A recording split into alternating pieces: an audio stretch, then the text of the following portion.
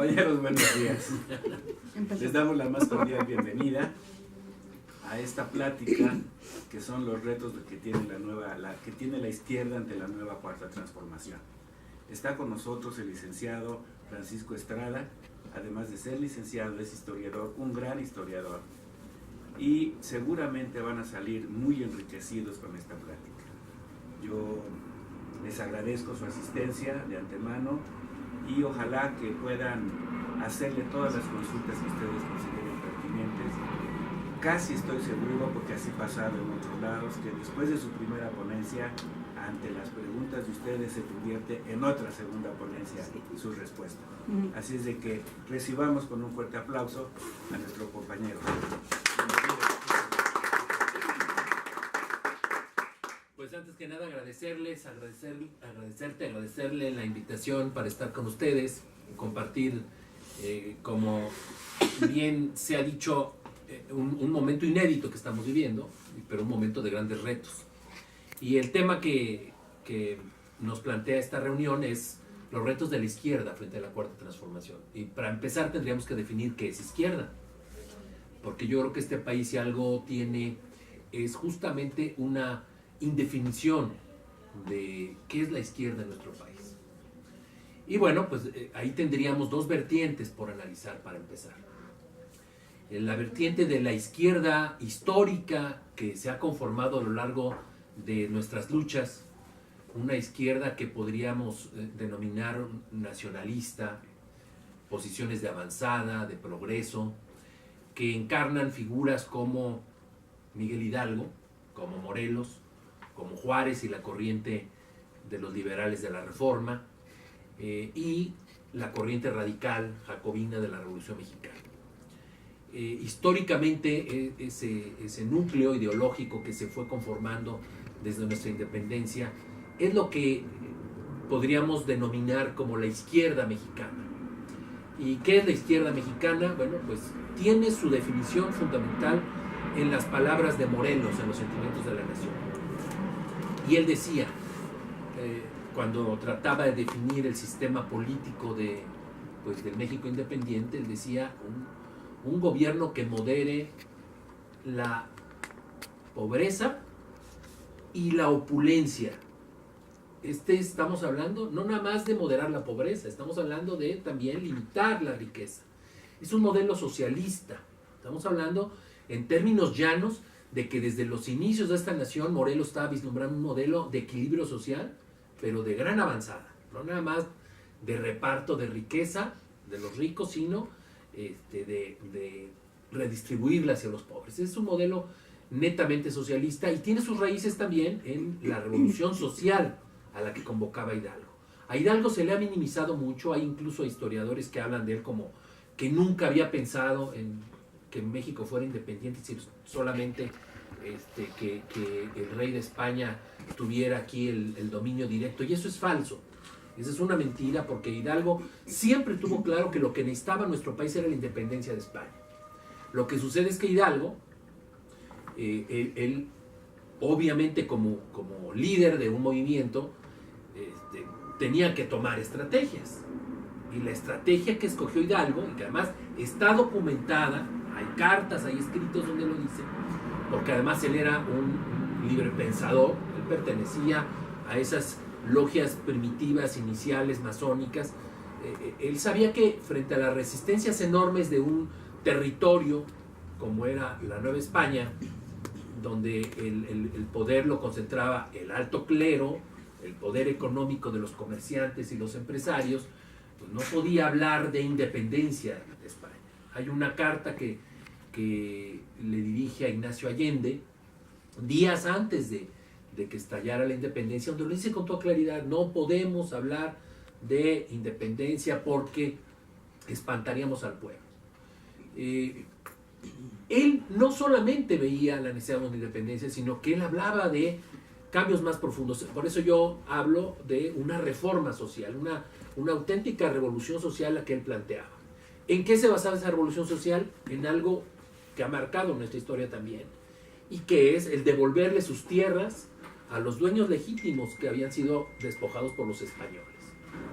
La revolución a que convocaba Hidalgo era una revolución agraria. Y era una revolución además de los mandos políticos y económicos que tenía la Nueva España.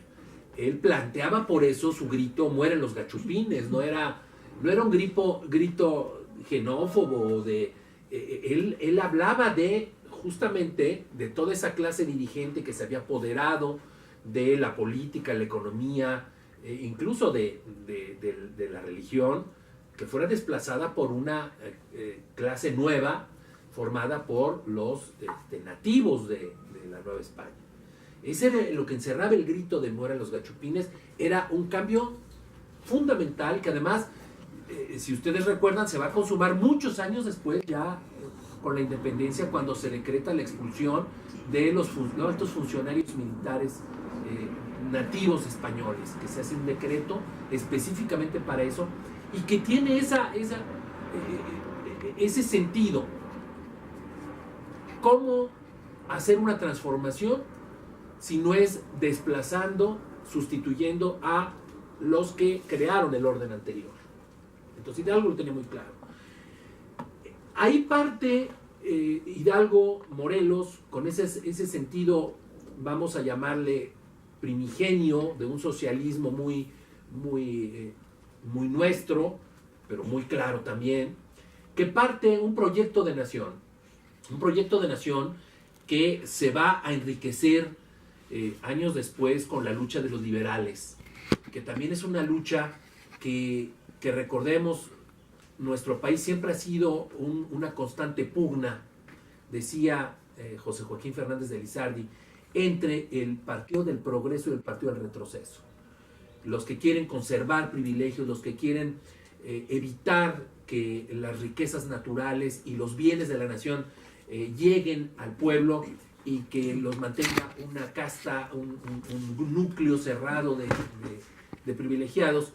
Esa ha sido la lucha eterna de nuestro país.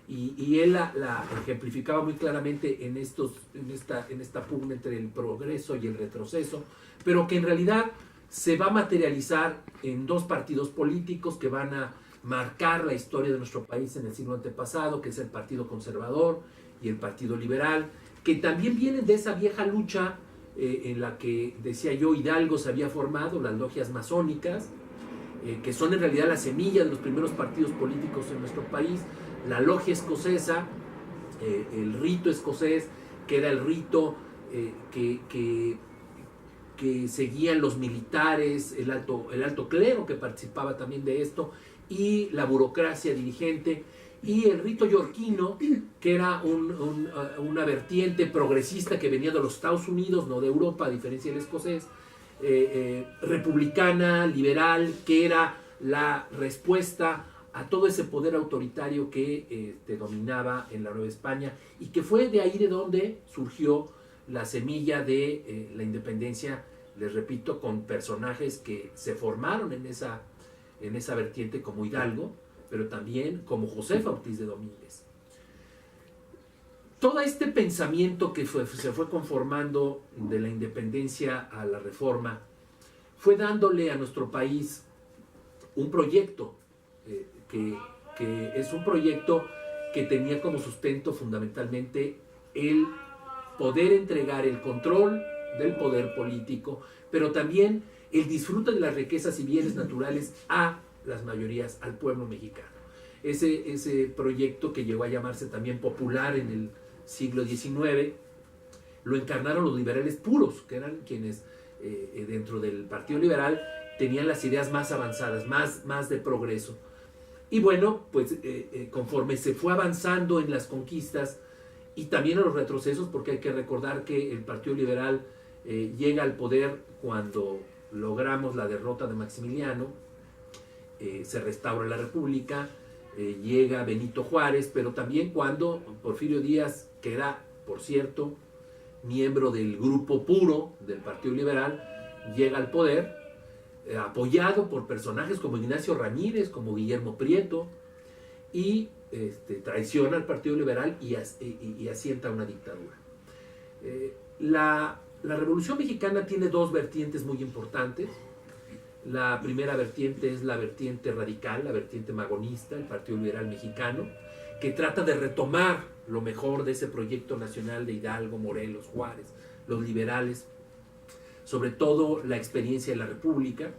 Así es como se crea el Partido Liberal Magonista, y el valor de esa vertiente ideológica es que primero, por un lado, no solamente se redujo a crear un programa que en realidad es la recuperación del proyecto de nación progresista de este país, en donde están bien definidos los horizontes de la lucha de nuestro pueblo, sino que además hizo una labor que es central para entender los cambios que después vinieron y que tiene mucho que ver con lo que ustedes hacen aquí, y es la formación política, la creación de los núcleos formativos del Partido Liberal Mexicano. Los clubes liberales fueron la semilla, no solamente de la revolución, sino de la clase política que tuvo en sus manos el gobierno de este país hasta bien entrados los años 40.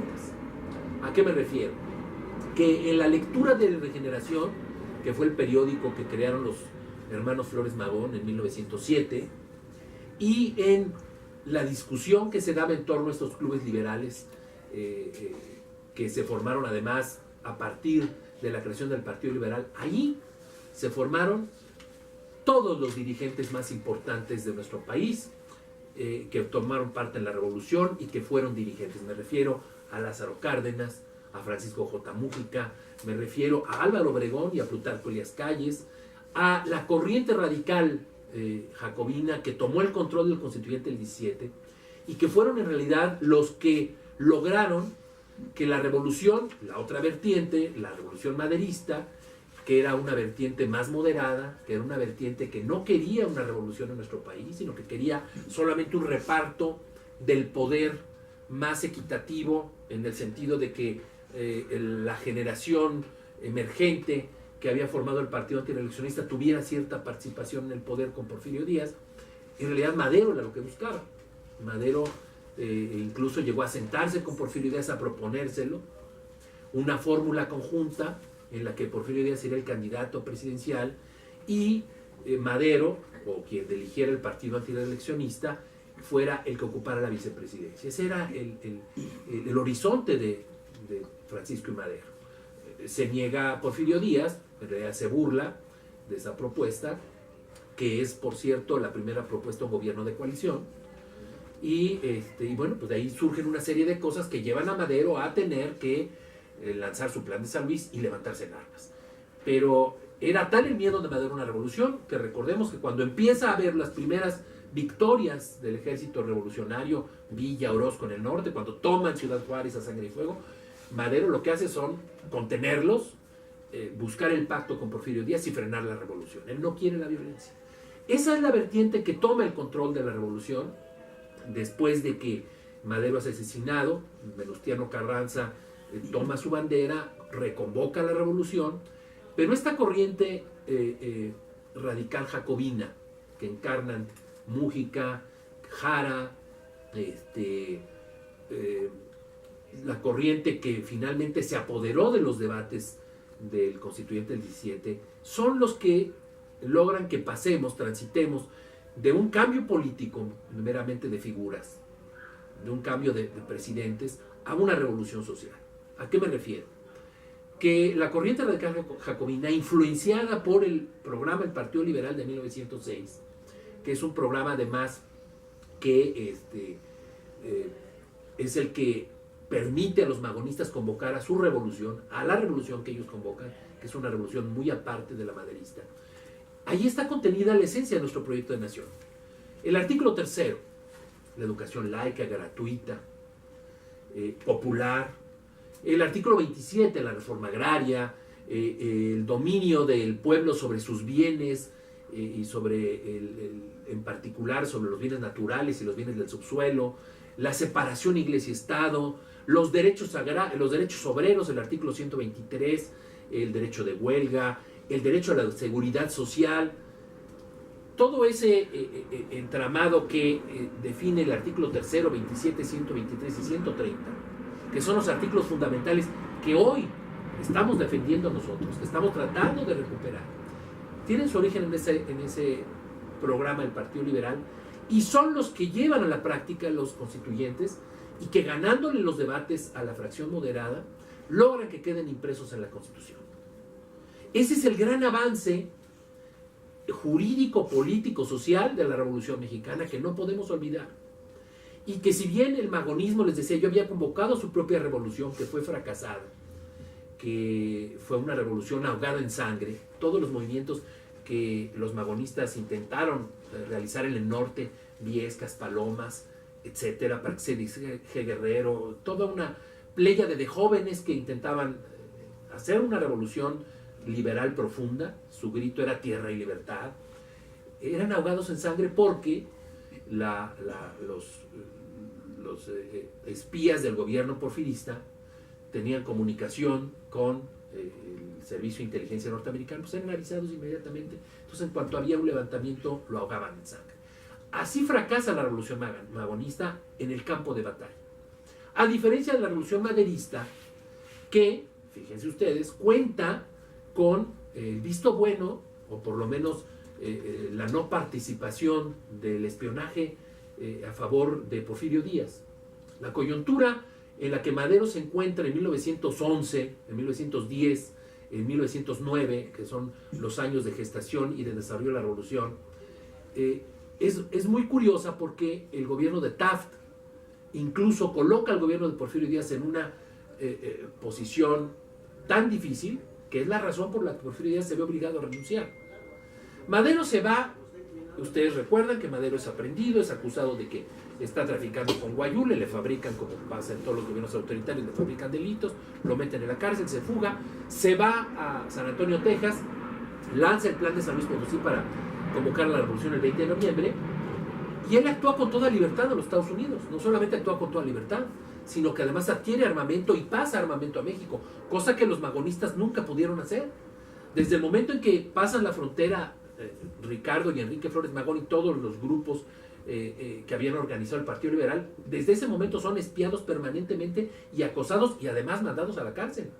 Ricardo Flores Magón se pasa la mayor parte de su tiempo que vive en Estados Unidos en la cárcel. Por eso, Francisco de Madero no se enfrenta a ninguna de estas presiones, con toda libertad prepara la revolución, pasa la frontera, pasa armamento, y esto se debe a que, les decía, hay una coyuntura, que es la coyuntura que le permite a Madero asentarse en el poder, que es que Taft tiene grandes desavenencias con el gobierno porfirista, no está de acuerdo con la conducción de la economía, que hay que recordar que gracias a José Ives Limantur se había vivido la etapa, le llamaban del cientifismo, que tenía influencia europea y que implicaba la presencia de un gran número de inversionistas europeos, que rompía el interés norteamericano de tener mayor influencia en nuestro país. Ese es, en síntesis, obviamente es mucho más complejo, la gran desavenencia que aleja al gobierno de Taft del gobierno de Porfirio Díaz. La preeminencia de las inversiones europeas sobre las norteamericanas. Y bueno, pues eso le permite a Madero hacer su revolución y triunfar y presionar. Hay que recordar que José Ives Limantur estaba en Europa, estaba en Francia cuando se da el estallido de la revolución. Hay que recordar que los padres, el padre y el tío de Madero eran socios de José Ives Limantur. José Ives Limantur era el ministro de Hacienda porfirista, eran socios de negocios, y que cuando se entera Limantur de que hay la revolución, es llamado por Porfirio Díaz para negociar, porque sabe su postura de acercamiento con los Madero, y entonces Limantur, en vez de venir directamente de Francia a México, se pasa a San Antonio, acuerda con Madero, con el padre de Madero y con Madero, Francisco y Madero, los términos de la rendición de Porfirio Díaz, regresa a México y a Porfirio Díaz, y así está escrito, así lo pueden ustedes documentar, a Porfirio Díaz lo presiona con la renuncia con un argumento. Le dice: las tropas norteamericanas están en la frontera listas para invadir si usted no renuncia. Y esa es la razón por la que renuncia Porfirio Díaz a la presidencia. En fin, esta es una digresión histórica. Lo que a mí me interesa es definir el contexto en el que se ha ido definiendo una ideología progresista o de izquierda en este país. Y bueno, pues remito otra vez a la parte del Partido Liberal Mexicano y del magonismo, que insisto, son, si bien fueron derrotadas en el campo de batalla, son quienes ganan en el constituyente. La derrota militar que sufrió el magonismo no es una derrota política, ideológica en el constituyente, gracias a la acción de Mújica, sobre todo de Mújica, que es el padre de la Constitución, que logra que todas esas ideas que el Partido Liberal Mexicano había estado pretendiendo llevar a la práctica queden en una constitución. Y esa es la gran lucha del pueblo mexicano a partir de 1917, llevar a la práctica la constitución con su gran vertiente social. ¿Y quién es quien lleva a la práctica esos postulados? Pues es Lázaro Cárdenas. El general Cárdenas, además, que es influido por su principal asesor, que es Francisco J. Mújica, ministro de Comunicaciones primero, ministro de Economía primero, ministro de Comunicaciones después de su gabinete, pero el cerebro del cardenismo. Y bueno, la aplicación íntegra de la Constitución, que ese es el mayor mérito de Cárdenas, se lleva a la práctica en 1937-38, con una serie de medidas que para algunos implicaban la desviación de la revolución hacia el comunismo, y que para la mayoría de los revolucionarios era simplemente cumplir con lo que la Constitución decía. Y aquí entramos a un tema enorme de discusión. ¿Por qué? Porque la gran pregunta es, la izquierda mexicana ideológicamente, ¿de dónde proviene? Ya hemos visto históricamente que tiene su raíz en Hidalgo, en Morelos, pero ¿qué leían esos prohombres de la independencia, de la reforma? Pues leían fundamentalmente a los liberales, a Beckham, a Benjamin, y la vertiente magonista, y lo saben ustedes, se nutría, y esa es nuestra raíz ideológica, que ahora muchos espantan, en el anarquismo, en el socialismo cristiano. Tolstoy y esa vertiente socialista cristiana rusa tuvo mucha influencia en los principales, digamos que estadistas de la Revolución Mexicana. Y es curioso otro dato, que además ya se ha documentado. La mayoría de los hombres que hicieron la Constitución del 17, para empezar, no eran en su mayor parte letrados ni con un gran caudal de experiencia. Eran hombres que habían surgido en la revolución. Pero además, la influencia marxista en sí, quienes habían leído el manifiesto comunista, no eran una minoría. La verdad es que era más bien la literatura anarquista, anarcosindicalista, la Casa del Obrero Mundial, con también una dinámica formativa muy importante, la que había influido en todos ellos. El comunismo en realidad en nuestro país tiene una vida muy oscura. Se forma a la sombra de Venustiano Carranza en 1917, el primer partido comunista, pero con características muy peculiares, porque curiosamente no se forma un solo partido comunista, sino se forman 3 partidos comunistas. Lo que se pretende en 1919 que sea una gran congregación de partidos y de organizaciones de izquierda para formar un solo partido acaba en un desastre.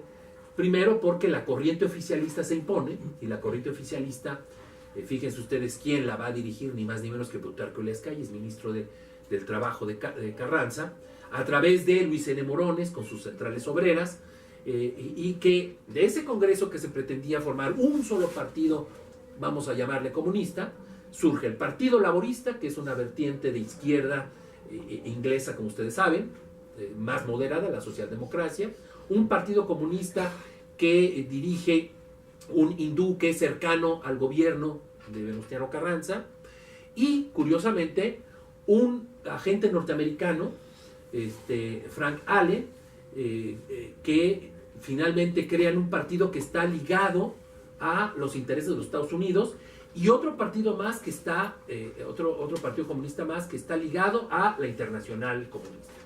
Eso es lo que tenemos de ese gran congreso que se hace en 1919. 4 partidos de izquierda, un partido que se convierte en el primer partido oficial después de la Constitución, que es el Partido Laborista, y una disgregación de la ideología comunista. ¿Qué pasa? Bueno, que esos partidos comunistas se convierten en la oposición al gobierno de Álvaro Obregón primero y de Plutarco Elías Calles después. Hay intentos por acercar al Partido Comunista al gobierno de Obregón, que Calles siempre frena porque él tiene preferencia por las ideas socialdemócratas. Acuérdense que Calles, incluso antes de llegar a la presidencia, es un hecho inédito, además en la historia de nuestro país, hace un viaje a Europa y a los Estados Unidos, y de los países que visita, porque le interesan, son Inglaterra para ver la experiencia laborista, y Alemania. Se entrevista con Friedrich Ebert para aprender de la vertiente socialdemócrata alemana.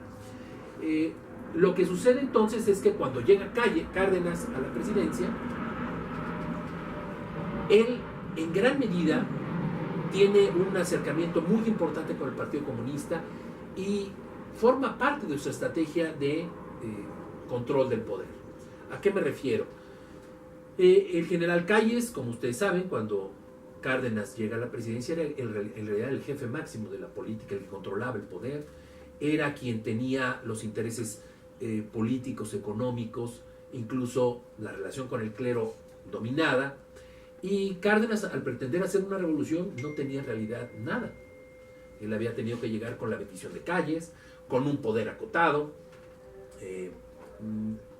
y si nosotros pensamos que él tenía en mente, desde que llegó al poder, hacer todo la serie de medidas que tomó, pues no la tenía nada fácil. Y es importante recordar esa parte, porque yo siempre en las pláticas que comparto con ustedes trato de recordarlo como un momento muy similar al que estamos viviendo. Llega Cárdenas a la presidencia, pero sin el poder. Y quien tiene el poder, pues es quien además tiene un proyecto totalmente diferente al de la Revolución Mexicana. Porque lo que hace Calles al hacerse el jefe máximo es ir cediendo terreno a la reacción. ¿A qué me refiero? Bueno, pues teníamos una constitución progresista. Calles se suponía que venía de esa vertiente, y sin embargo lo que hace es, primero, tener un acercamiento muy importante con el gobierno de Estados Unidos. El embajador Morrow se convierte en socio de negocios de Calles, y a partir de ahí se crea todo un entramado económico, político y social que le permite tener el poder, pero que además va aplazando la aplicación de la Constitución del 17. ¿A qué me refiero? Bueno, pues la expropiación petrolera es algo que se olvida, no solamente eso. Hay un tratado, el Tratado de Bucareli, que hace a Obregón con el gobierno norteamericano para ceder en el plano del petróleo. Calles finalmente cae en ese juego. Las concesiones a los inversionistas norteamericanos vuelven a tener un gran auge. Con el clero, ustedes saben, llegó un momento de enfrentamiento tal que la guerra cristera ensangrentó al país por 2-3 años, y sin embargo, gracias a las gestiones del embajador Morrow, Calles llega a un acuerdo con la Iglesia Católica y se llega a una etapa de, digamos, de entendimiento de que el gobierno se iba a hacer pato con la aplicación de las leyes de reforma, y que la Iglesia iba a hacer como que cumplía las leyes. Es decir, se había sentado un poder autoritario que todo giraba en torno a Calles, que además lo que estaba en realidad haciendo era aplazando la aplicación de la Constitución, y por ende impidiendo que el gobierno le sirviera realmente a las clases populares. Cárdenas lo tenía muy claro, les decía yo, y sabía además que tenía que desplazar ese poder. Cuando llega a la presidencia el 1 de diciembre de 1934, lo anuncia en su discurso de protesta el general Cárdenas. Él habla de que va a iniciar una revolución en la que el Estado va a tomar su papel. Y decirlo es muy sencillo, pero hacerlo no es lo que incluso a nosotros hoy nos puede parecer, por más voluntad política que tengamos nosotros y que tenga Andrés Manuel. Y se necesitaba una estrategia. El general Cárdenas lo primero que hace es empezar a desplazar a los principales actores del callismo. El control político lo tenían callistas en la Cámara de Diputados, empieza él a desplazarlos, con gente adicta a él, cercana a él, que además compartía su ideología. Lo mismo es en la Cámara de Senadores. En los estados de la República va desaforando a los gobernadores cercanos a Calles, que obedecían al maximato, pero además de eso en el ejército hace desplazamientos del poder, porque él sabe que el general Calles controla el ejército nacional. Entonces empieza a cambiar de zonas militares a los principales jefes cercanos a Calles, y en su lugar empieza a colocar a piezas cercanas a él y a su ideología. Pero no solamente hace eso, hace dos cosas muy importantes. La primera es que él sabe que solo políticamente un presidente no tiene mayor posibilidad si no tiene el respaldo del pueblo. Y él entonces anima la movilización social. Y lo hace de dos maneras. Primero, a través de las centrales obrera y campesina. Vicente Lombardo tiene ahí un papel muy importante.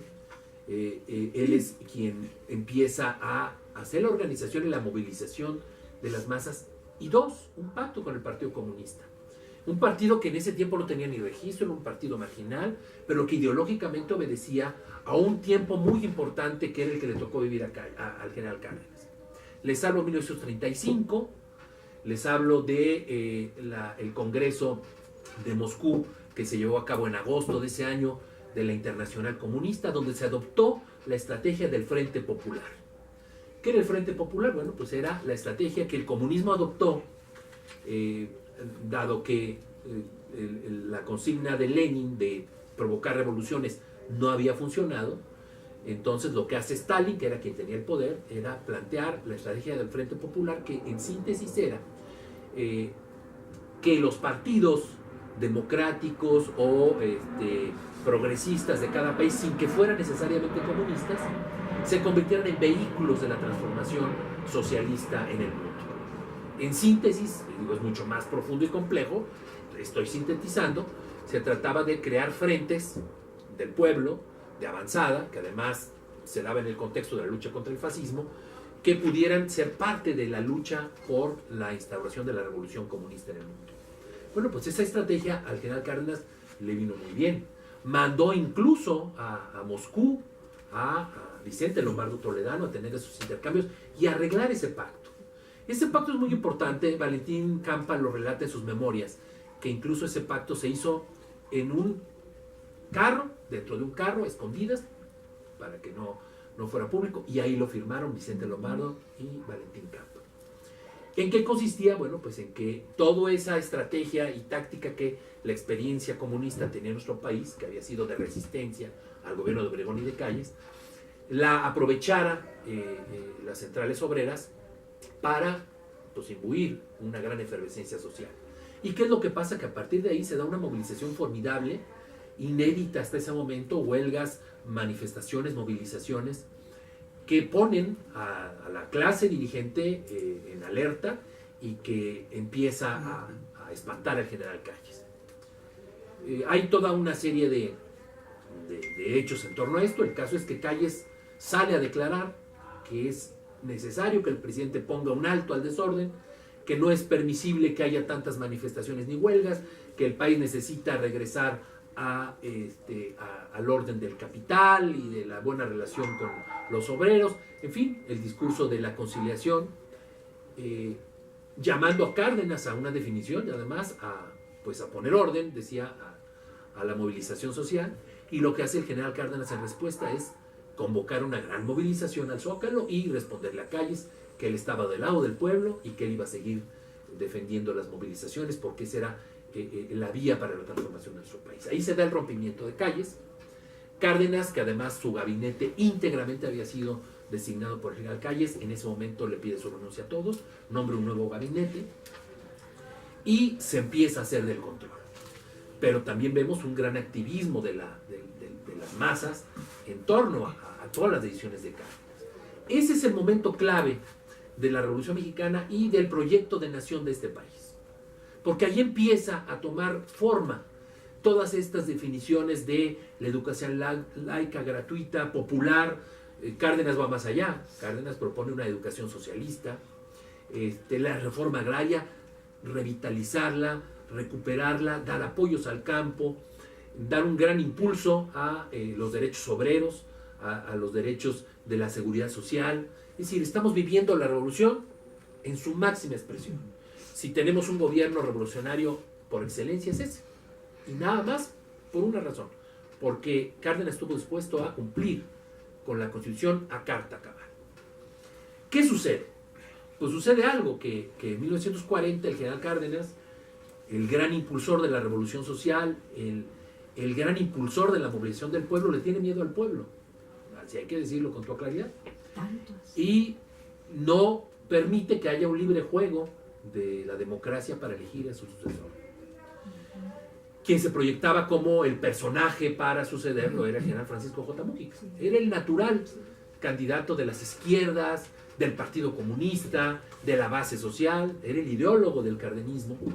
Y lejos de que pase eso, no quiero abundar en todo, estoy tratando de ser muy sintético porque estamos hablando de un tema ideológico, pero lo que sucede a grandes rasgos es que Múgica intenta ser candidato, se enfrenta con el aparato oficial, Cárdenas no hace nada, no solamente no hace nada, sino que apoya a Manuel Ávila Camacho, que es un hombre que su primera declaración es decir, soy conservador y soy creyente, que implica el retroceso, la entrada de la vertiente conservadora de la Revolución Mexicana. Y Cárdenas, lejos de hacer algo, apoya al candidato del centro, de la derecha, y abandona, no les estoy diciendo, fíjense bien, no les estoy diciendo que hubiera apoyado al general Múgica, porque eso también era contrario a un proyecto democrático. Lo que le estoy diciendo y lo que le pedía a Múgica era que hubiera libre juego de candidatos y que hubiera democracia. Múgica, cuando se lanza como candidato a la presidencia, y él representa el pensamiento de izquierda real, nacional de nuestro país, lo hace bajo varias condiciones. La primera, renuncia a su cargo en el gabinete porque dice, no quiero utilizar recursos públicos ni mi posición de influencia en una campaña, pero le pido a los demás candidatos que hagan lo mismo. No lo hacen. 2, voy a hacer una campaña, a recorrer todo el país con dinero de mis propios partidarios. Y lo hace, empieza a recorrer.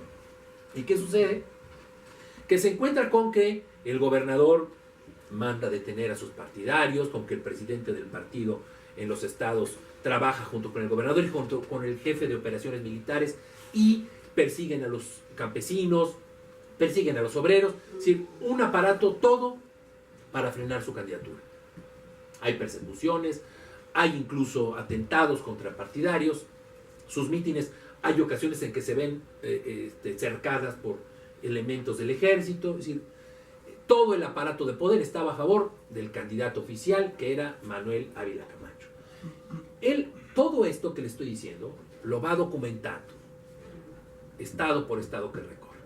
Y le manda una carta al general Cárdenas diciéndole, está pasando esto en el país, no es posible que no tengamos garantías para la democracia, le pido, señor presidente, que nos ayude a que pueda darse una contienda en términos democráticos. Él había convocado incluso a un debate, es la primera ocasión que se convoca a un debate entre candidatos presidenciales. Él lo hizo, él convocó a sus contrincantes a un debate y obviamente no se presentaron. Bueno, pues la respuesta de Cárdenas a sus quejas, a sus denuncias, es el silencio. No hace nada. Entonces el general Múgica se convence de que por ese camino no hay nada que hacer, renuncia a su candidatura. Hay un manifiesto que es muy importante, el manifiesto de julio de 1939, 19 de julio me parece, donde él explica sus razones por las que renuncia a la candidatura presidencial. Ese manifiesto es importante porque no solamente da sus razones personales, sino que hace una radiografía del gobierno cardenista y de su fracaso al entregar el poder al poder conservador y también del Partido Comunista y de la izquierda mexicana.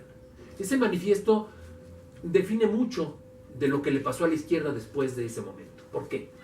Porque el general Cárdenas después diría, cuando le preguntaban, porque le preguntaban mucho por qué no permitió que el general Múgica fuera presidente, él daba una razón. Decía, había problemas de carácter internacional que lo impedían. Es decir, Estados Unidos, o sea, se ha especulado mucho, Estados Unidos no lo dejó. Es terrible esa declaración es pública, esa la pueden encontrar, la hizo en 1967 en la Universidad Obrera, pero hubo muchos otros momentos en los que él declaró cosas similares.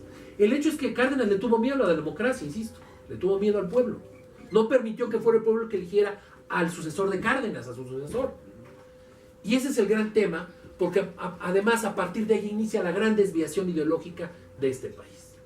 No es con los gobiernos neoliberales que empiezan los problemas de nuestro país. No es con el gobierno de Calderón y de Peña Nieto. No es ni siquiera el gobierno de Miguel de la Madrid y de Salinas. Las grandes desviaciones de nuestro país empiezan en 1940, cuando llega a la presidencia un hombre y les decía que su primera declaración es que era creyente y era conservador, que además da la determinación pública de que no va a haber ninguna persona de izquierda ni identificada con el Partido Comunista en su gabinete, y que empieza un proceso reaccionario de todas las decisiones del cardenismo. ¿A qué me refiero? Da marcha atrás en la reforma educativa, obviamente quita el carácter socialista de la educación, empieza a deformar las instituciones revolucionarias. Cárdenas había querido hacer del PRM un frente popular, y por eso lo organiza en sector campesino, sector obrero, sector militar, que después se convertirá en sector popular, y sector burocrático. Él pretendía que las masas estuvieran aglutinadas en ese frente popular, que era el PRM. Lo que hace Manuel Ávila Camacho es que convierte al PRM en el partido de Estado, en un partido al servicio de un núcleo de poder que además trabaja en comunicación estrecha con los Estados Unidos y con el gran poder económico y el poder espiritual que empieza a recuperar la Iglesia Católica. Porque es a partir de Manuel Ávila Camacho que empieza a haber grandes concesiones a los inversionistas extranjeros, a los empresarios nacionales, y que todo ese modelo, ese proyecto de nación popular, empieza a ser traicionado. El exceso de todo esto se da con el gobierno de Miguel Alemán, que es un gobierno francamente conservador, es un gobierno francamente derechista. Yo le llamo el primer gobierno neoliberal, porque él fue el que por primera vez intentó hacer un tratado de libre comercio con los Estados Unidos, y lo hizo de hecho. Pero no solamente hizo eso, sino que hizo cosas muy similares a las que hoy estamos viviendo. Reformó la Constitución para echar atrás el artículo 3, reformó la Constitución para echar atrás el artículo 27 y permitir el amparo agrario, que era impedir la reforma agraria. Obviamente hizo reformas al artículo 123, y no solamente eso, sino que inauguró lo que se llama el charrismo, que era convertir las centrales obreras y los grandes sindicatos en realidad en órganos de control al servicio del gobierno. En fin, él hace toda una serie de transformaciones hacia atrás al proyecto de Cárdenas, que llegan al extremo cuando incluso hace reformas a la Constitución para permitir lo que son conocidos como contratos riesgos, que en realidad echar atrás la expropiación petrolera, permitir otra vez que los inversionistas que se habían ido con la expropiación regresaran mediante concesiones amañadas y recuperaran el control de nuestro petróleo. Todo esto provocó una hecatombe. Ideológicamente el proyecto estaba naufragado, ya no teníamos una constitución que se cumpliera cabalmente, ahí empezaron los grandes parches, los parches profundos a la Constitución. Vivía el general Cárdenas, él era en gran parte responsable, y bueno, pues ese proyecto de nación ya no tenía nada que ver con lo que era el PRI. Imagínense que el PRM cardenista se convierte en el PRI cuando toma posesión Miguel Alemán, y cuando le toman la protesta Rodolfo Sánchez Taboada como candidato presidencial, le dice: señor licenciado Miguel Alemán, ¿protesta usted el programa de acción del que usted ha sido autor? O sea, ese grado era el nivel ya de sometimiento al poder presidencial que representaba Alemania, y que además incluso se llegó a llamar la doctrina alemana. El PRI defendía la doctrina alemana, que era una doctrina, repito, conservadora, derechista, que daba marcha atrás en el cardenismo y que motivó lo que se conocerá como la insurgencia enriquista, que tiene un poco que ver con la otra parte de mi plática, que es ¿qué sucedió cuando el general Cárdenas se dio cuenta? Y junto con Cárdenas, los principales prohombres del cardenismo, que aquel error del 40, de haber impedido que la democracia fuera la que resolviera la sucesión, había en realidad abierto la puerta a la reacción a la Revolución Mexicana y a los principales logros de la administración cardenista. ¿Qué hace? Bueno, pues el general Cárdenas y los cardenistas entran en una insurgencia, primero silenciosa, callada, solapada, y luego abierta. Y lanzan la candidatura presidencial del general Miguel Enríquez Guzmán, que era un hombre que venía de la Revolución, que había sido ayudante, ayudante de Venustiano Carranza, y además había sido guardia de Francisco I. Madero. Se había formado en las filas del ejército constitucionalista, pero además era amigo muy cercano del general Cárdenas, era una gente realmente muy cercana a él, representaba al cardenismo, y en torno al general Enríquez se empieza a congregar lo mejor del cardenismo.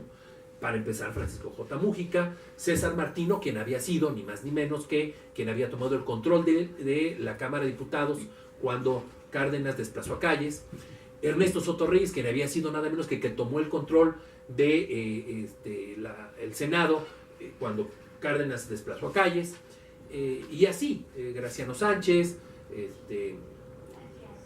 toda una serie de personajes que ideológicamente representaban lo que era el pensamiento progresista en ese momento. ¿Qué sucede? Bueno, pues sucede lo que siempre pasa. Hay un fraude electoral y el enriquismo es ahogado en sangre. 3 años de nuestra historia de represión sistemática para acabar con el enriquismo. Un partido político que llegó a tener 3 millones de afiliados y que de un día para otro la Secretaría de Gobernación le quitó el registro. ¿Cuál es el valor del enriquismo en esto que estamos platicando? Bueno, porque el enriquismo representó el primer intento por recuperar la esencia del proyecto de nación progresista que encarnó la Constitución del 17 primero y luego el gobierno del general Cárdenas. Ese fue el valor del enriquismo. No lo logró. Pero si nosotros leemos el programa de acción de los enriquistas, lo que planteaban, lo que proponían, es exactamente, y es lamentable decirlo, lo mismo por lo que estamos luchando. ¿Por qué? Porque el retroceso que vivimos, insisto, no empezó en los 80s, empezó en los años 40. Y lo que hemos tenido son matices de un proyecto de nación que ha tendido, primero, a traicionar los principios de la Constitución plasmados en esos artículos que son clave para entender una posición de avanzada en México. Tercero, 27, 123 y 130. Ahí está la esencia de nuestro país, ahí está la esencia de esta nación. Bueno, pues esos gobiernos desde el 40 se han dedicado a traicionarlos, reformarlos, contradecirlos. Y bueno, lo que nos encontramos en todo caso con el gobierno de Salinas, que tiene su momento culminante con el gobierno de Peña Nieto, es que logran llevar a la práctica, al reformar la Constitución, este proyecto que tenía muchos años de estarse animando y metiendo subrepticiamente entre nosotros. Ese es en realidad el tema que yo creo que la izquierda mexicana ha dejado de lado. Por eso yo iniciaba esta plática preguntando, bueno, ¿cuál es la izquierda en nuestro país? ¿Es la izquierda marxista comunista que representó el Partido Comunista? Quiero decirles que el general Cárdenas no solamente no permitió la democracia en la sucesión de su propia presidencia, sino que el general Cárdenas proscribió al Partido Comunista al final de su gobierno. En su último informe, el general Cárdenas, con el contexto que se da en torno al asesinato de Trotsky, inicia la persecución del Partido Comunista. Y obviamente, bueno, Manuel Ávila Camacho hace lo mismo, cuando curiosamente, fíjense qué paradojas, Manuel Ávila Camacho fue candidato del Partido Comunista a la presidencia. Así que, sí, y además, y bueno, ya que es tan interesante este tema para lo que estamos hablando, quiero decirles que Múgica tenía un gran acercamiento con los líderes del Partido Comunista, Dionisio Encinas, etcétera, que eran los que dirigían el Partido Comunista. Y obviamente eran simpatizantes de Múgica. Pero resulta que reciben la consigna del general Cárdenas de que el candidato es Manuel Ávila Camacho. Entonces, el pleno del Partido Comunista va a visitar a Múgica y le piden que los ayude, que acepte la candidatura de Ávila Camacho. Le explican que saben que Ávila Camacho es un hombre de derecha, conservador, que es un hombre que pues no va a defender los principios. Entonces, tarde o temprano, va a darse un enfrentamiento. Y quieren que el general Múgica esté como reserva del Partido Comunista para que en ese momento, entonces sí, ya una vez que esté en la presidencia Ávila Camacho, pues saquen la bandera del general Múgica. Es justo decirles que Múgica los sacó a mentadas de madre. Y en ese manifiesto que les mencionaba yo, denuncia al Partido Comunista como parte de este andamiaje que en nombre de buscar el centro ideológico traiciona los principios. Así lo dice claramente.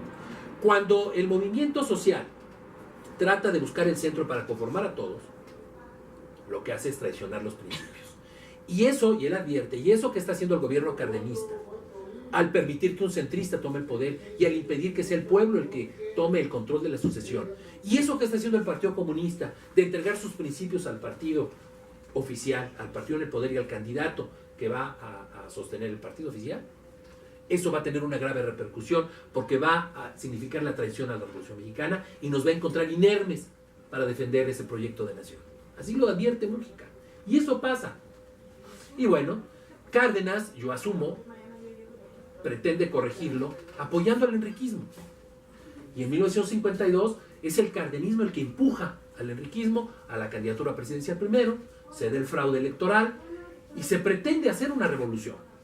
Cárdenas, incluso quiero decirles, empieza a abrigar, y lo dice abiertamente en sus memorias, que es necesaria una cuarta transformación en nuestro país, y esa transformación él la define de la siguiente manera: hacer que la Revolución Mexicana pase al socialismo. Él está luchando sus últimos años por una revolución socialista en nuestro país. Esa es la cuarta transformación que propone el general Cárdenas. Bueno, ¿qué sucede? Pues obviamente el general Cárdenas se convierte en la gran conciencia moral de la Revolución Mexicana, pero es un hombre atrapado en el poder. Y en 1955, después de varios intentos de revolución armada de los enriquistas, fracasa por el espionaje, porque el gobierno tiene un aparato de inteligencia montado que cada vez que el general Enríquez daba órdenes de levantarse en armas, lo sabían antes en gobernación, entonces agarraban presos a los líderes, los mataban, los encarcelaban, los desaparecían. Había un traidor, además, había un personaje muy cercano a él, que además tendrá un papel muy relevante en los años posteriores. Me refiero al general Marcelino García Barragán. No les tengo que decir más, yo creo que ya se darán cuenta. Imagínense, él era enriquista, un hombre se supone de izquierda, y pasó de ser enriquista, de preparar una revolución, a ser el gran represor y persecutor de la izquierda en México. No es casual, a su traición se debe su nombramiento de secretario de la defensa, pero además imagínense a la información tan grande que tenía ese hombre, porque él conocía, el general Enríquez le transmitía toda la información a él, de todos los grupos de izquierda que había en el país listos a levantarse en armas. Ahora imagínense no solamente eso, su hijo, Javier García Paniagua, que también había sido miembro de las Juventudes Enriquistas, fue el director de la Federal de Seguridad en la Guerra Sucia. O sea, imagínense la gran traición al enriquismo que significaron sus dos personajes. Bueno, eso explica dos cosas. La primera, ¿qué puede pasar con un movimiento que no se cuida? Que no vaya. El general Enríquez nunca se imaginó que el segundo del mando era el traidor que iba e informaba a Gobernación de todo lo que él hacía. Nunca se lo imaginó, jamás. Esto lo acabo yo de descubrir en los archivos de la Federal de Seguridad y los archivos de la Embajada Norteamericana. Y la verdad es que cuando uno lee todo eso, cuando uno se da cuenta que ellos, si ustedes van al archivo de la Federal de Seguridad, entre 1950 y 1955, ustedes pueden reconstruir minuto por minuto lo que hacía general Enríquez todos los días de esos años. Todo. Él era vigilado por 6 policías. Pero déjenlo de las 6 policías. Tenía un traidor junto. Claro. Que le informaba, y hay informes ahí textuales donde qué hacía dentro de su casa, qué platicaba dentro de su casa, con quiénes se reunía dentro de su casa. Bueno, pues ese fue el papel del traidor. Ahí se rompió la posibilidad de que México tuviera en 1952, 55, un regreso a las fórmulas de la Constitución original. Y lo que vivimos a partir de ahí, y ahí sí lo sabemos, es una represión tremenda por parte del Estado. El afianzamiento de un autoritarismo en el que la oposición no existía. Porque la oposición que permitían era la del PPS, la del PAN, que eran partidos que eran gobernados desde la Secretaría de Gobernación, que recibían recursos y consignas de la Secretaría de Gobernación. No había oposición. Y el Partido Acción Nacional era un partido que se dedicó a coexistir con el gobierno. Hay que decir que con una actitud digna, sí, sí, tuvo momentos muy importantes, porque las únicas voces que se levantaron el 2 de octubre del 68 fueron panistas, los únicos que denunciaron la represión enriquista fueron panistas. Es decir, sí había era un grupo muy minoritario, hay que decirlo también, pero sí había ahí una oposición, un núcleo de oposición real, auténtica, que dio al traste personajes como Fox y como, pues ya sabemos esa corriente que entró, ¿no? Con Salinas. En fin, Fernández Ceballos. Pasar por la historia de México y además tratarlo de enlazar con la ideología no es tan sencillo. Trato de ser muy sintético. Pero lo que quiero en todo caso decirles es, la izquierda mexicana tiene un problema no resuelto. Primero, el de enfrentarse a nuestro pasado. Ni siquiera conocemos la historia de este país. Ni siquiera recordamos cuándo inició la oposición al sistema. Yo escucho ahora mucho en los discursos de algunos, en Morena incluso, que hablan de que la resistencia y las raíces del movimiento social que triunfó este año, bueno, que ganó la presidencia este año, arranca con el movimiento de los maestros, de los ferrocarrileros, de los petroleros. Y no es así. Claro que no es así. Porque entonces nos está olvidando la gran etapa que significó la resistencia del neocardenismo a través del poder. Insisto, ese es un tema aparte, como lo vimos con Cárdenas y Calles. Pero ganamos la presidencia y ese es un logro enorme, pero no es gratuito. Y tiene orígenes y antecedentes y sobre todo tiene lecciones históricas que no podemos darnos el lujo de olvidar. El otro gran tema, aparte de la memoria histórica y saber de dónde venimos y quiénes son nuestros referentes, el otro gran tema es cómo tomar el control del poder. Porque el poder no ha cambiado de manos. Porque es formidable el poder que tienen todos ellos. Porque el PRI como partido a lo mejor hoy está representado por una minoría en las cámaras y obtuvo unos cuantos votos, tercer lugar en la elección presidencial. Pero el PRI no es un partido ni son esos votos.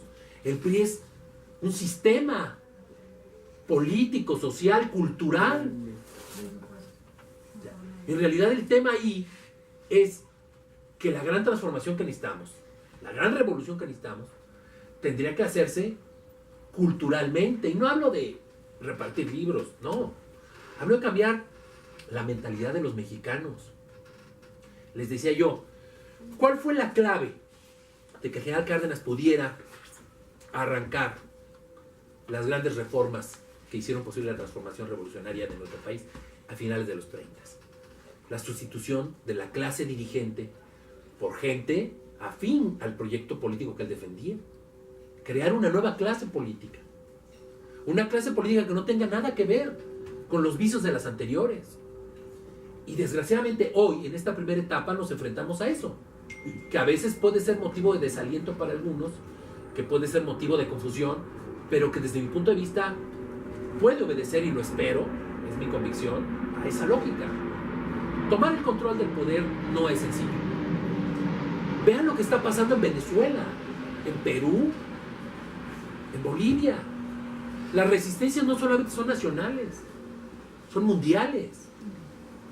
Lograr una revolución de la magnitud como la que nos proponemos, porque nosotros, los que estamos aquí, como muchos, queremos hacer una revolución, cambiar este país. Les aseguro que no la vamos a cambiar como está planteándose ahorita. En este momento lo que estamos viviendo, pues son intentos. Y lo más lamentable es que hasta adentro nos distraemos en esos temas. Que si llevo Tupperware y no como, no tengo restaurante y mi comida me la llevo que si... Pero es significativo. Yo no sé si sea significativo o no, pero esa no es la transformación que necesitamos. Y desgraciadamente yo veo, y eso sí es algo que yo llamo la atención, al menos yo sí llamo la atención, me parece de una extrema frivolidad, porque Andrés Manuel necesita el acompañamiento de dirigentes que sepan hacia dónde vamos a caminar. No que cuiden si comen en Tupperware o si comen en un restaurante. Porque el cambio en México, fíjese lo más grave de ese tema en particular, se convirtió en un pretexto para hacer una cacería de brujas interna de Morena entre una facción y otra. Porque eso fue, perdónenme, el grupo de Martí contra el grupo de Monreal. Carambas, ¿vamos a regresar a eso que ya vivimos? Ese no es el tema. A mí no me interesa que un diputado coma en Tupperware o vaya a un restaurante si le pagan lo justo y no es ratero y es honesto. Así de simple. Entonces estamos cayendo en una frivolidad que a mí me preocupa. No es en Andrés Manuel, sino en quienes debieran de ser los voceros y los defensores del proyecto de nación que de ese tamaño es el reto que tenemos. Y entonces nos distraemos en disputas tontas como la que tuvieron. Fíjense ustedes cuál ha sido la nota en los últimos meses. Las notas le hemos dado a los morenistas, que si Porfirio se puso como loco a gritarle a Noroña, que si Noroña lo insultó, que si Porfirio se presentó borracho a un... ¡Carambas!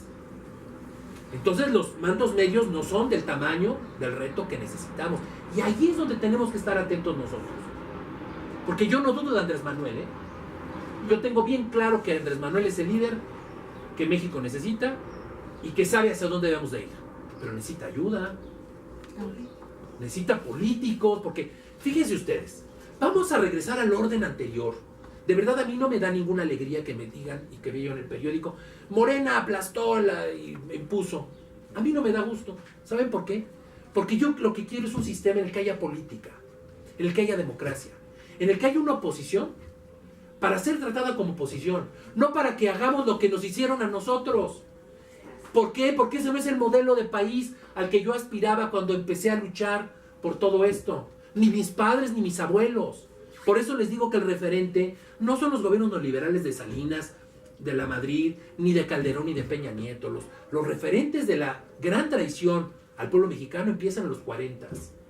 Desde ahí yo escucho a mi abuela, a mi bisabuela, peleando por un cambio. ¿Para qué? Para que haya honradez en la política, para que haya honestidad de quienes toman las decisiones, para que se escuche al pueblo, para que la voz del pueblo sea la que impere en las decisiones del poder.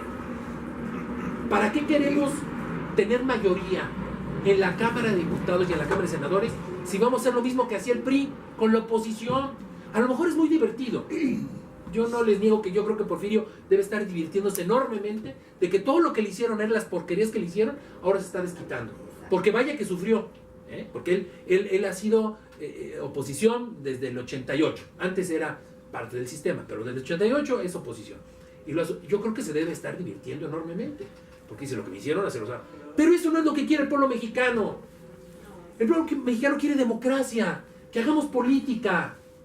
Porque les repito, no se trata de condescender, pero la gran diferencia entre un sistema democrático y entre el sistema autoritario del que venimos es que en una democracia nos sentamos todos, mayorías y minorías, a discutir, a acordar y entre todos, con consensos, a tomar decisiones, con respeto.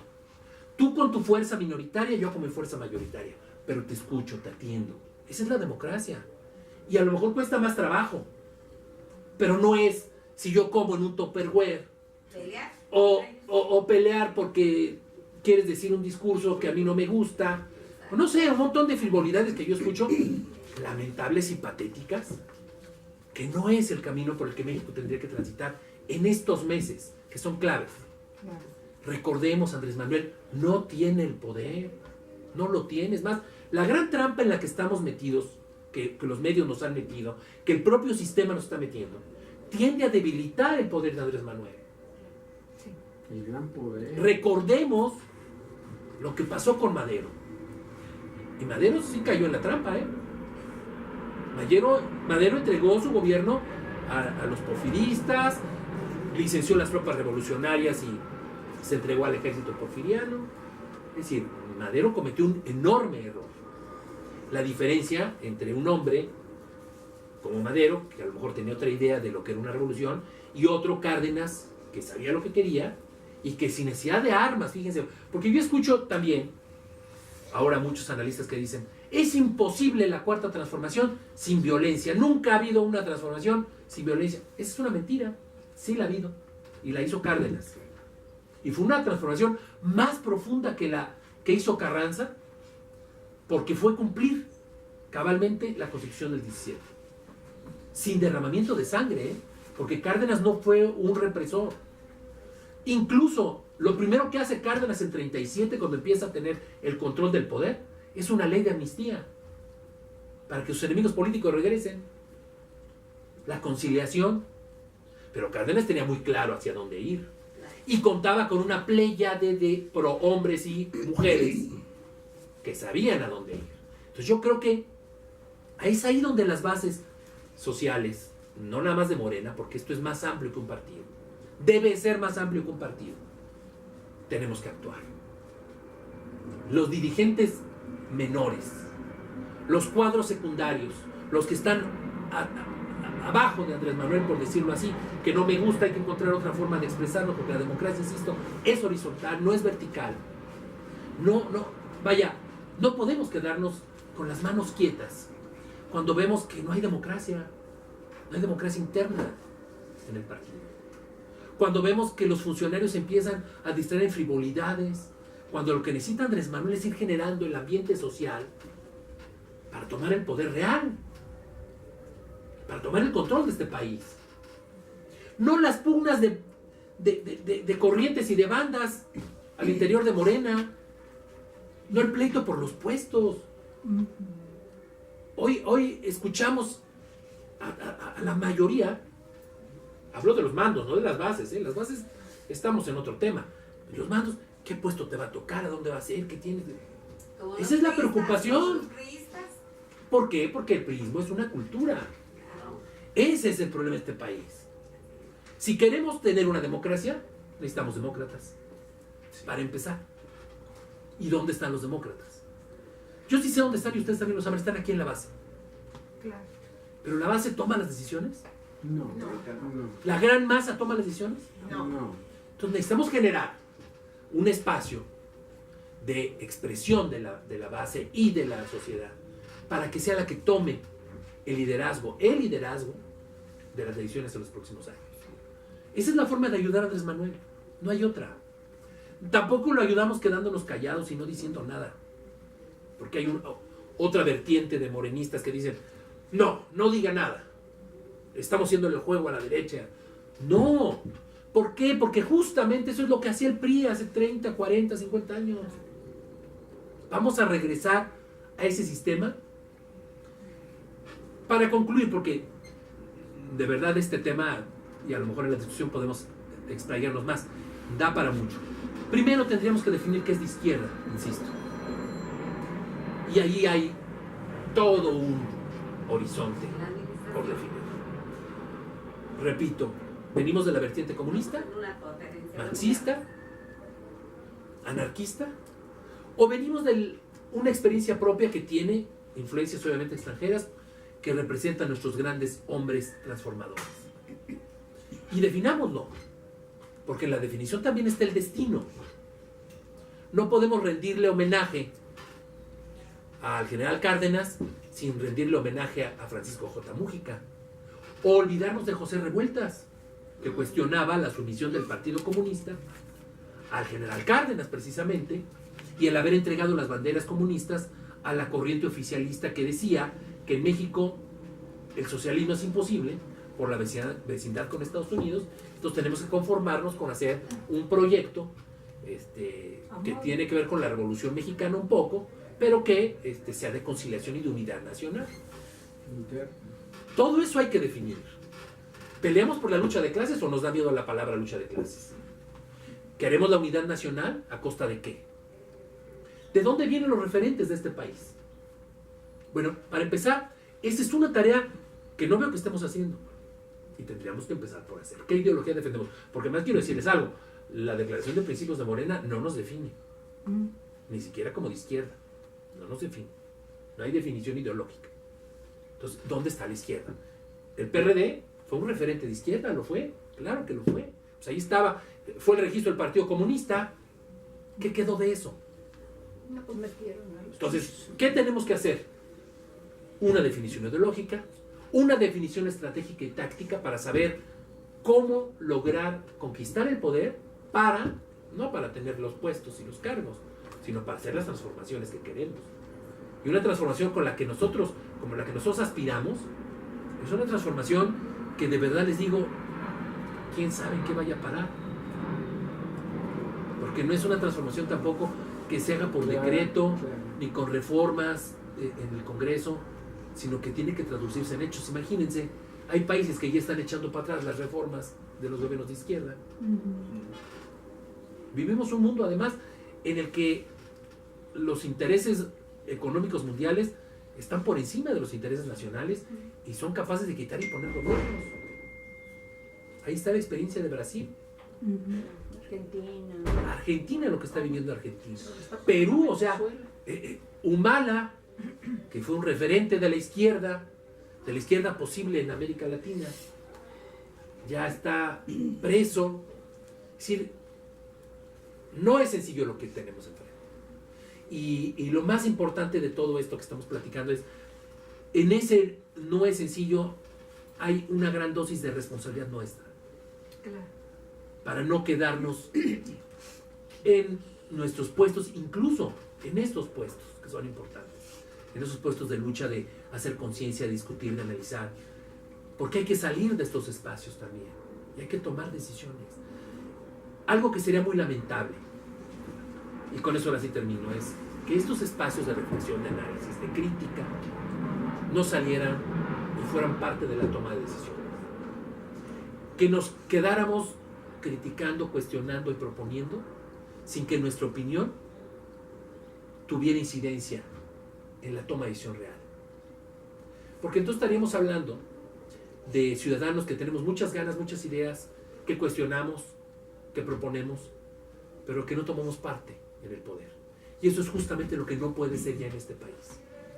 Eso es lo que nos ofreció Morena que no iba a ser. Eso es lo que tenemos que lograr, que sea Morena en el poder. La voz de los ciudadanos, pero no mediante representantes. Representantes, los panistas dicen que son representantes del pueblo, los priistas dicen que son representantes. Necesitamos que sea el pueblo el actor de esta transformación. No necesitamos las mismas caras cambiadas de partido. Necesitamos sustituir toda esa clase dirigente política actual por una clase política que venga de la base, que salga de ustedes. Nada más un dato para terminar, para tratar de ejemplificar la importancia de esto. ¿Quiénes hicieron la gran transformación en el constituyente del 17? ¿Cuál era el perfil de la corriente radical jacobina? Fíjense ustedes. Los que tenían experiencia, los que habían sido diputados, senadores y habían tenido cargos, eran los moderados. Pallavicini, Luis Manuel Rojas. Ellos conformaron el núcleo conservador que frenaba las reformas sociales.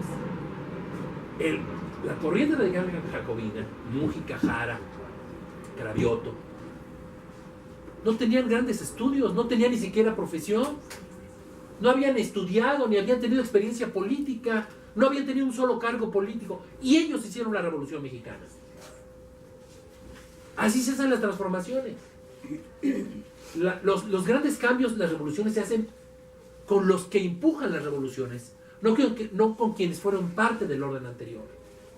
Cuando logremos eso, y ahí sí tenemos responsabilidad todos, cuando logremos que nuestra voz y la voz de muchos, porque la voz de ustedes es muy similar a las de muchos otros, y lo saben, en todo el país, que no solamente se escuche, sino que se atienda, y que lo que pidamos y digamos tenga injerencia en lo que se decida, entonces realmente estaremos en la ruta correcta.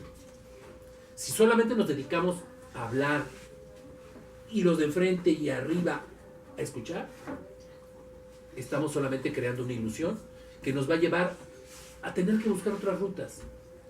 Porque además les quiero decir otra cosa. Este país va a cambiar. ¿Cómo?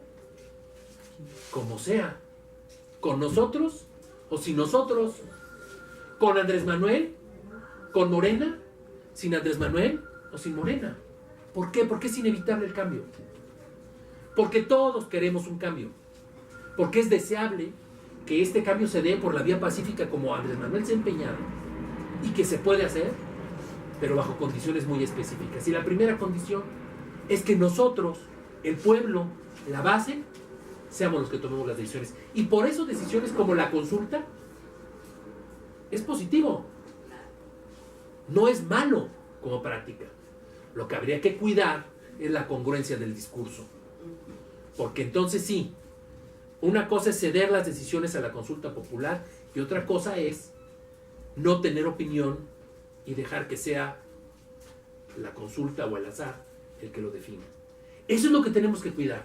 La congruencia de los principios, la congruencia de lo que se ofrece, la congruencia de las plataformas. Y eso nos toca a nosotros, no les toca a los dirigentes.